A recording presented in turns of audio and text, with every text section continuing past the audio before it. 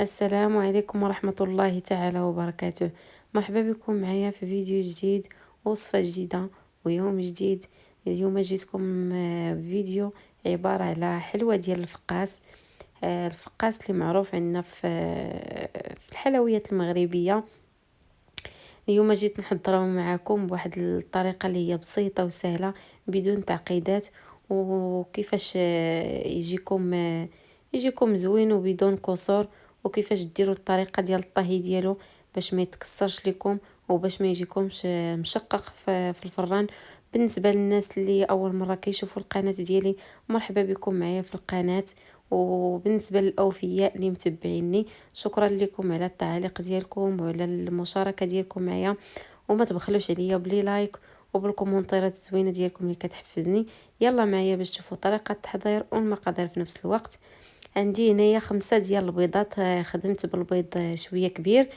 عندي 5 ديال البيضات، كناخذ منهم صفر بيضه واحده للدهن للتزيين، وكندير المباقي في الخليط.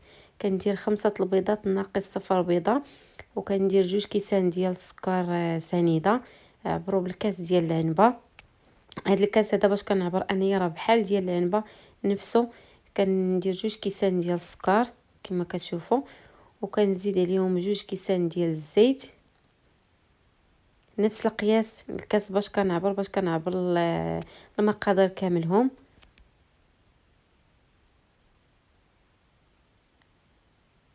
عندي هنايا الزنجلان ما محمرش، فقط غسلته وخليته تنشف ونقيته مزيان. وعندي هنايا النافع حتى هو منقي خضر، النافع حتى هو ما محمرش. وعندي هنايا عصرت 2 ليمونات، 2 منضرينات. بالنسبه اللي ما كاينش الليمون ممكن ديري ما زهر ولا الماء في بلاصه الليمون. وكندير فانيا وقبصه الملح وكاس ديال اللوز.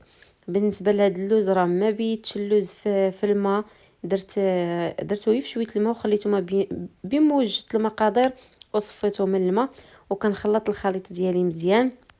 بالنسبه ليا هنايا انا بدلت القصريه، جاتني هذيك الاولانيه شويه صغيره، داكشي علاش.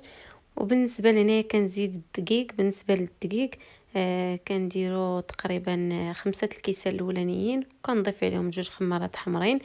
بالنسبه لهنايا عبرت معكم بالكاس ديال العنبه. انا كيهز ليا كيلو و200 حتى ل 400 غرام اللي كيهز ليا ديال الدقيق. بالنسبه لهاد المقادير اللي عطيتكم، اللي هنا عبرت معكم بالكيسان. بالنسبه اللي ما عندهاش باش تعبر في الدار باش تعرف النسبه اللي باغيه تكفيها، داكشي باش درت معكم هاد الكيسان. تقريبا درت 5 الاولانيين وزدت عاوتاني 5 الاخرانيين، يعني هزت ليا 10 الكيسان ديال الدقيق. كل كاس ديال الدقيق كتكون فيه 140 غرام، و140 غرام الا ضربناها في 10 غادي تعطينا كيلو 400 غرام. هي هذيك ديريكت. هنا درت لكم معادله باش يجيكم الدقيق هو هذاك. هنايا كما كتشوفوا كنضيف الدقيق اللي بقى ليا، وكنجمع العجين ديالي حتى تنحصل على واحد العجينه اللي كتكون رطبه، وفي نفس الوقت ما كتجيش قاصحه وما كتجيش رطبه بزاف. انا هنايا هذا هو الشكل النهائي ديال العجين ديالنا. حصلت على هاد العجينه هذه كما كتشوفوا، وكنتمنى نكون وصلت لكم الفكره. هنايا تقريبا غادي ناخذ معكم واحد شويه ديال العجين، وغادي نشارك معكم كيفاش تعرفوا بانه راه الدقيق كافي.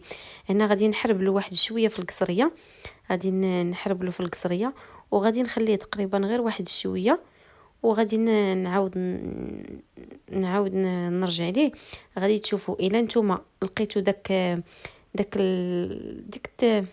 داك المورصو، داك شويه اللي حربلنا، الا لقيتوه باقي كما هو، عرفوا العجين ديالكم راه ما خاصوش الدقيق. الا نتوما لقيتوه نزل هبط بحال هكا صح لكم في الكسريه، عرفي بان العجينه راه رطبه وباقي خاصها الدقيق. وكنتمنى تفهموا الفكره اللي عطيتكم. وهنا كما كتشوفوا كنقطع العجين ديالي على تقريبا 7 ديال القطع. انا اللي درت، الا درتي 6 القطع المهم نتيا وداك الحربال ديالك شحال بغيتي يكون، واش كبير ولا صغير. هنا كما كتشوفوا اللوز ديالنا راه كيتقطع معاك بسهوله، انت كنقطعوه بهذيك اللعبه ديال البلاستيك دغيا كيتقطع.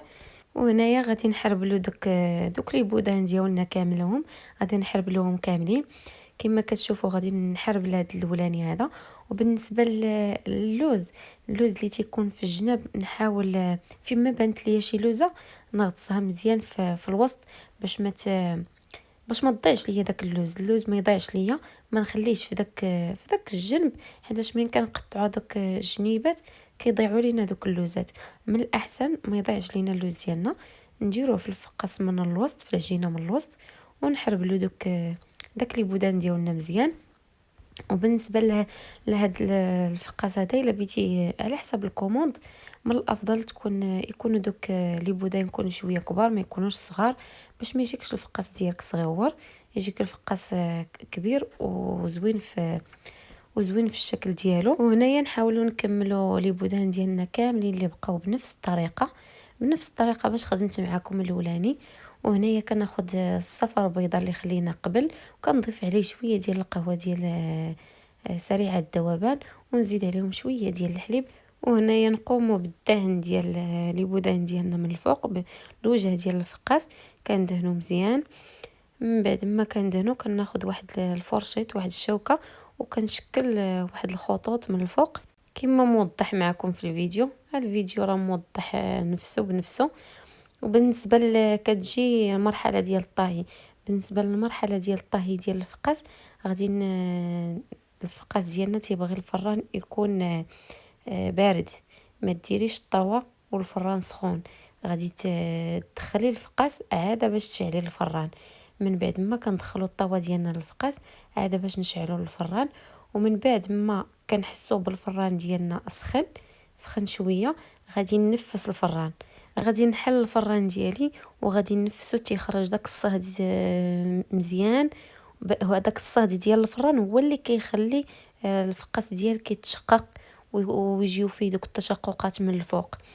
من الاحسن يكون الفران مهيل، وتشعلي ليه شمعه، تشعلي الفران يكون الفران يكون العافيه ديالو ناقصه بزاف، ويطيب الفقاس بالمهل، يطيب غير بشويه عليه باش ما يجيكش مشقق. وهنايا كتشوفوا الفقاس ديالنا من بعد ما كيطيب، وما كنخليوهش يتحمر بزاف باش ما يجيش قاسح، فقط غير نشوف الفقاس ديالي نشف وكتقلبيه كتلقايه نشف، تطفي عليه الفران وكتخرجيه، وكتشدي واحد الزويف كتفزيه وكتعصريه مزيان، وكتغطيه به تقريبا واحد نص ساعه تقريبا بحال هكاك. انايا هكا كنخدم، كندير نص ساعه تقريبا ديال المكانه حتى لساعات المكانه، كنغطيه بداك الزويف.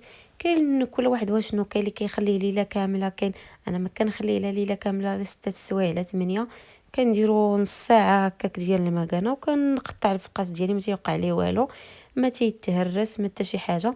يكون عندك فقط غير واحد الموس اللي يكون ماضي تكوني مخصصاه غير الفقاس بوحدو، ما تقطعي به حتى شي حاجه اخرى باش ما يحفاش لك الموس ديالك.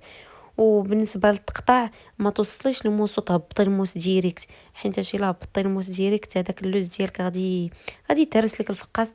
اما الفقاس غادي بحال شكل كذبحي شي حاجه بحال هكا، كتبقاي كتقطعي غير بشويه بالمهل.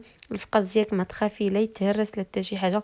تبعي الطريقه اللي شاركت معك، وان شاء الله واخا تكوني تصاوبيه اول مره، صاوبيه ان شاء الله، وشاركي معايا في الكومونتيرات كي جاك الفقاس اللي شاركت معكم.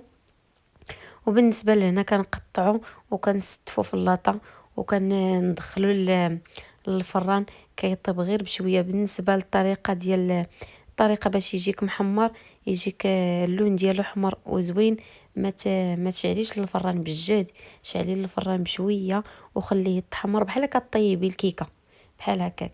كتخليه كيطيب كيتحمر كيجي واحد اللون مذهب وزوين بحال طيبتيه في الفران ديال الزنقه. الناس اللي كيطيبوه في الفران ديال الزنقه راه كيجي زوين. الا نتيا كطيبيه في الدار غادي تشعلي البوطه ديالك غير بشويه، الفران ديالك غير بشويه، وخليه يطيب على المهل ديالو باش يجيك اللوين زوين. وكنتمنى نكون وصلت لكم الفكره ديال الفيديو ديال اليوم. وكما كتشوفوا راه كنحصلوا على فقاس رائع، وكيجي داك اللوز زوين كنديرو في الوسط. كما كتشوفوا ما كنخليش اللوز ديالي يضيع، ما كنحيدو من الجنيبات وما نخليش اللوز ديالي يضيع. وهذا هو الشكل النهائي ديال الفقاس ديالنا. راه كيجي اللون ديالو مذهب وزوين، ورائع في المذاق ديالو وفي الشكل. وكنتمنى الفيديو ديال اليوم ينال الاعجاب ديالكم، وما تبخلوش عليا بالكومنتات المحفزه ديالكم. وإلا عجبكم الفيديو ديال اليوم شاركوه مع الحباب والاصدقاء باش تعم الفائده. وان شاء الله تجربوه ويعجبكم الفيديو. والسلام عليكم ورحمه الله تعالى وبركاته في فيديو جديد ان شاء الله.